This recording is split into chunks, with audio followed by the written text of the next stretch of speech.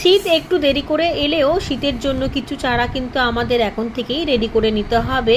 তবে যে চারাগুলো করা সম্ভব সেই চারাগুলোর কথা বলছি, যেমন শীতের লাউ, কুমড়ো, তারপরে বাঁধাকপি, ফুলকপি এগুলো করা যায়, কিন্তু ওলকপিগুলো এখন থেকেই বসালে কিন্তু নষ্ট হয়ে যাবে, কারণ এখনও বৃষ্টি হয়েই চলেছে।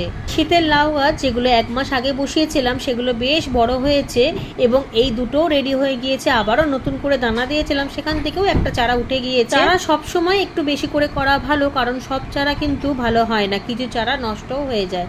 আর এদিকে জবা গাছটা দেখুন 3তলা ছাদে ছিল, মিলিবাগ লেগে গিয়েছে। এরকম 6 মাস ধরে যদি বৃষ্টি হয়েই চলে তাহলে তো গাছে নানান রকমের পোকা হবেই।